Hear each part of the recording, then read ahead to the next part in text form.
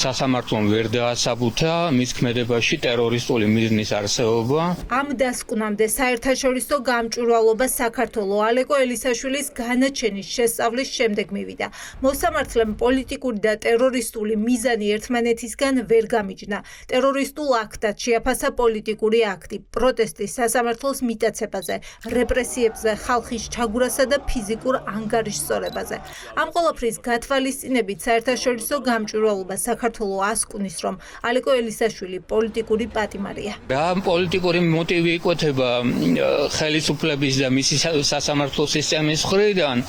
ეს მოტივი არის ზედაპირზე, იმიტომ რომ ელისაშვილი არის პოლიტიკური მოღვაწე, ის არის ოპოზიციური პოლიტიკური პარტიის წევრი, მანამდე ის იყო ჟურნალისტი, ასევე კრიტიკულად და ოპოზიციურად განწყობილი ხელისუფლების მიმართ, ასევე ვიცით, გვახსოვს ფაქტები იგივე მისი ცემის შესახებ, რომელს არაერთხელ თან მიტინგზე პირდაპირ კამერების წინ გვახსოვს დინარაძესთან დაკავშირებული ინციდენტი. ეს ყველაფერი ქმნის საფუძვლიან ეჭვს, რომ როდესაც შეგნებულად ამძიმებდა დანაშაულს ბრალს და აქედან გამომდინარე სასჯელსაც, ხელისუფლება რაღაც გარკვეულ პოლიტიკურ მიზნებს ემსახურებოდა. რა მიზანი შეიძლება ჰქონდეს ტერორისტულ აქტს? ანგარიშის თანახმად, პირველი შეიძლება იყოს მოსახლეობის დაშინება. ეს ელისაშვილის ქმედებაში არ იკითხება. ის სასამართლოს შენობასთან გვიან ღამით მივიდა, როცა ხალხი არ მოძრაობდა. მეორე მიზანი ხელისუფლების იძულება შეიძლება იყოს შეაზრულოს რაიმე მოთხოვნა. არც ეს მოტივი იკითხება. კიდევ ერთი მოტივაცია შესაძლოა იყოს კონსტიტუციური სტრუქტურების დესტაბილიზაცია. ამის ვარაუდი კი გამამტყუნებელი განაჩენის გამოტანის შესაძლებლობას არ იძლევა, რადგან ფაქტები საპირისპიროა. არავით არის მსგავსი მტკიცებულებები, რომელიმე ამ ნიშნის არსებობის თაობაზე არ არსებობს, შესაბამისად ტერორისტული მიზანი სასამართლომ მხოლოდ ივარაუდა და ვარაუდს არც ერთ ნაწილში გამამტყუნებელი განაჩენი არ შეიძლება რომ ეფუძნებოდეს. იმ დროს, როცა ელისაშვილი თავად სასამართლოს ხდომებზე აღიარებდა, რომ გეგმავდა სასამართლოს ადმინისტრაციული შენობისთვის ცეცხლის წაკიდებას და მიზეზი იყო არსებული პოლიტიკური მდგომარეობით უკმაყოფილება, გამოძიება უნდა გაგრძელებულიყო სხვისი ნივთის დაზიანების მუხლით, თუმცა ადვოკატებიც და უფლებადამცველებიც პოლიტიკურ მოტივებზე საუბრობენ.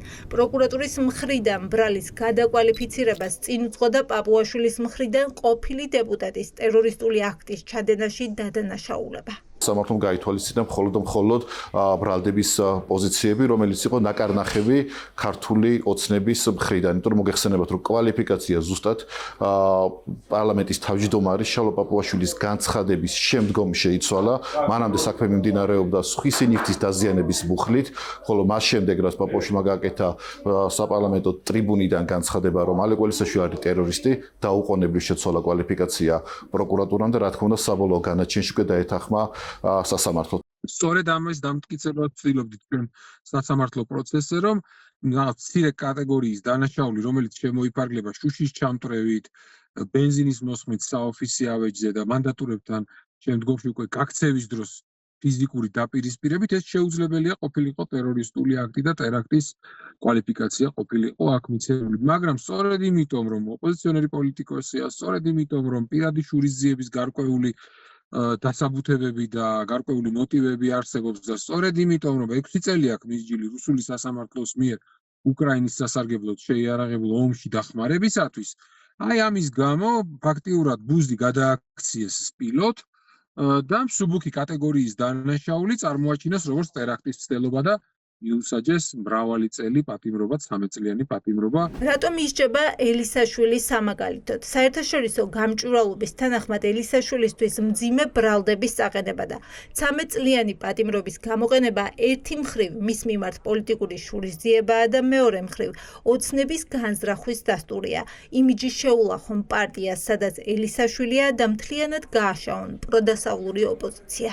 რასაც ვამბობდით თვეების განმავლობაში, რომ ალეკო ელისაშვილი არის პოლიტიკური პატიმარი და იმ ქმედებაში, რასაც მას ანტიქართული ოცნება, მურუცის სასამართლო ედავება, არ არსებობს არანაირი ტერორიზმის მით უმეტეს ნიშნები, ეს დასტურდება დღეს უკვე ავტორიტეტული საერთაშორისო ორგანიზაციების შესაბამის დასკვნით დოკუმენტებში, შესაბამის ანალიტიკურ შეფასებებში, რომ ეს არის გამოგონილი მხოლოდ და მხოლოდ პროპაგანდაზე ორიენტირებული ბრალდება ივანიშვილის, კობახიძის და ანტიქართული, ანტიეროვნული ოცნების მხრიდან, რომლის ერთადერთი მიზანიც არის მოახდინოს მარგინალიზება ეროვნული, პოლიტიკური და პროდასალური ძალების.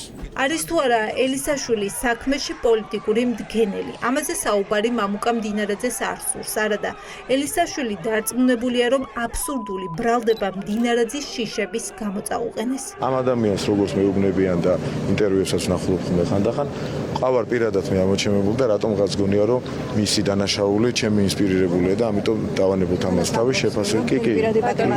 კი და რამდენად სერიოზული ეს მე რა ვაიძულე წასულიყო ჩაედინა რაღაც დანაშაული თუ არ ჩაედინა თუ რა მოხდა არ ვიცი რა აქვს მას გონებაში ყოველ შემთხვევაში მე შევეცდები თავის შევიკავ ამ ადამიანის ქმედებების შეფასებისგან მისი სამართლებრივი კვალიფიკაციისგან რადგან ამ ადამიანს ისედაც რჩება თურმე ან არ რჩება და ასე ამბობს არ რჩება შტაბ-ბიჭდება და ვიღაც ორი ადამიანის შეიძლება არსებობდეს ქვეყანაში რომელსაც რჩება შტაბ-ბიჭდება რომ ჩემი ინტერესი იყო რომ ის გაქცეულიყო და დანაშაული ჩაედინა და გადაეწვა სასამართლოს შენობა ან ტერორისტული აქტი ჩაედინა ამის შეფასებაში მე არ შევა ალეკო ელისაშვილს 13 წლიანი პატიმრობა შეეფარდა. ის კვლავ ყველაზე მკაცრი რეჟიმის ციხეშია და ოჯახის წევრებთან კომუნიკაცია შეზღუდული აქვს.